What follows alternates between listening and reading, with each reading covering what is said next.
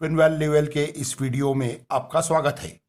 आज का हमारा टॉपिक है इंडिया में गोल्ड में निवेश कैसे करें। गोल्ड हमारे देश के सबसे लोकप्रिय इन्वेस्टमेंट ऑप्शन में से एक है क्योंकि ये सेफ है और इसने लंबी अवधि में हमेशा पॉजिटिव रिटर्न दिए हैं। भारतीय परंपरा में सोने का उपयोग गहनों में ज़्यादा होता है। हर भारतीय के पास कुछ न कुछ सोना जरूर होता है। भारत सोने का सबसे बड़ा उपभोक्ता है। बुरे समय में गोल्ड को हमेशा एक सेफ इन्वेस्टमेंट ऑप्शन माना गया है क्योंकि इसमें क्रेडिट रिस्क नहीं होती। गोल्ड का CAGR यानी कंपाउंडेड एनुअल ग्रोथ रेट पिछले 20 वर्षों का करीब 11% है और BSE सेंसेक्स का करीब 12%।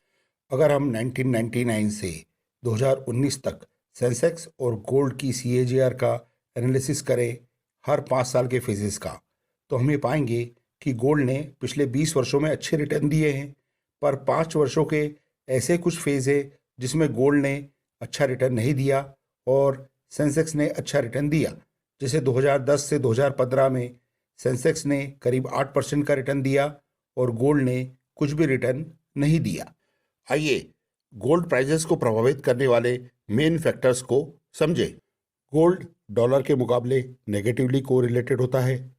डॉलर प्राइसेस बढ़ने के कारण गोल्ड की कीमतों में कमी आती है। अगर हम 2012 से 2018 तक का एनालिसिस करें तो हम ये पाएंगे कि इस दौरान डॉलर प्राइसेस बढ़ने के कारण गोल्ड की कीमतों में कमी आई। गोल्ड रियल इंटरेस्ट रेट के मुकाबले भी नेगेटिवली कोरिलेटेड होता है। इंटरेस्ट रेट में से इन्फ्लेशन को घटाने पर हमें रियल इंटरेस्ट रेट प्राप्त होता है। अगर इन्फ्लेशन इंटरेस्ट रेट से ज़्यादा हो तो रियल इंटरेस्ट रेट नेगेटिव होते हैं, जिसके कारण निवेशक पैसा खोने लगता है और गोल्ड में निवेश करना शुरू कर देता है, जिसके कारण गोल्ड की कीमतों में वृद्धि होती है। अगर हम 2012 से 2015 तक का एनालिसिस करें तो हम ये पाएंगे कि इस दौरान रियल इंटरेस्ट रेट बढ़ने के कारण गोल्ड की कीमतों में कमी आई। गोल्ड स्टॉक मार्केट और दूसरी असेट क्लास के मुकाबले भी नेगेटिवली कोरिलेटेड होता है। जब भी किसी मुश्किल में निवेशकों को डर लगता है तो वे गोल्ड में निवेश करना प्रारंभ कर देते हैं, जिसके कारण गोल्ड प्राइसेस में वृद्धि होती है। अगर हम सेंसेक्स का 2000, 2009 और 2020 का ट्रैक रिकॉर्ड देखें तो किसी भी कारण से सेंसेक्स में फॉल आने के कारण गोल्ड प्राइसेस में वृद्धि हुई है। कोविड-19 के कारण मार्च 2020 के बाद रियल इंटरेस्ट रेट और सेंसेक्स में फॉल के कारण गोल्ड प्राइसेस में काफ़ी तेजी आई है।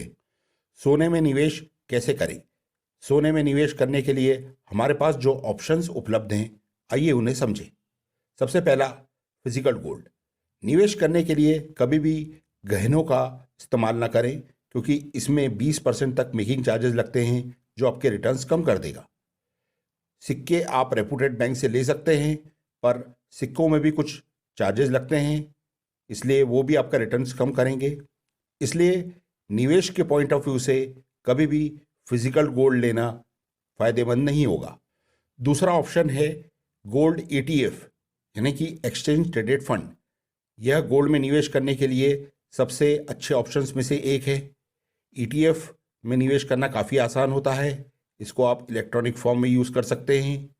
इसमें से आप कभी भी पैसा निकाल सकते हैं।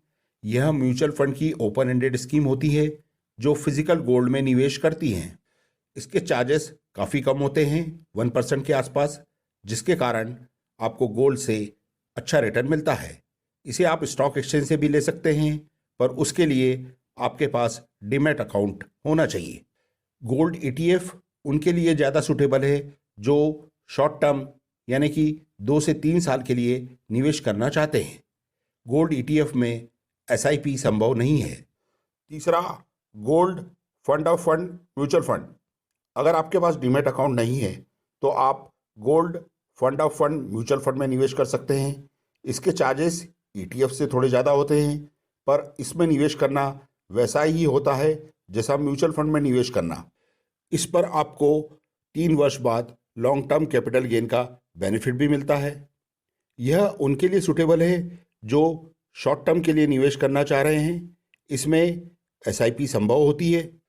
गोल्ड फंड ऑफ फंड में पैसा गोल्ड ETF में निवेश किया जाता है ताकि वह निवेशक जिसके पास डीमैट अकाउंट नहीं है वह भी गोल्ड ईटीएफ में निवेश कर सके।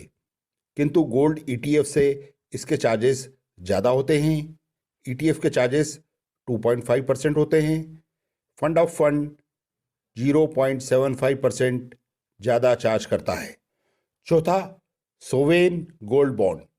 यह सोने में निवेश करने के लिए सबसे बेहतर ऑप्शंस में से एक है। इसे आरबीआई द्वारा इशू किया जाता है सेंट्रल गवर्नमेंट के बिहाफ पर। यह साल भर अवेलेबल नहीं रहता। इसे आप nationalise bank, scheduled private banks, post office, stock holding corporation of India या स्टॉक एक्सचेंज से खरीद सकते हैं। इसे आप ऑनलाइन भी खरीद सकते हैं। ऑनलाइन निवेशक को 50 रुपये का डिस्काउंट पर ग्राम मिलता है। इसका टेन्योर 8 साल का होता है, पर आप इसे 5 साल के बाद भी रिडीम कर सकते हैं। इसे स्टॉक एक्सचेंज पर ट्रेड किया जाता है, पर लिक्विडिटी कम होती है।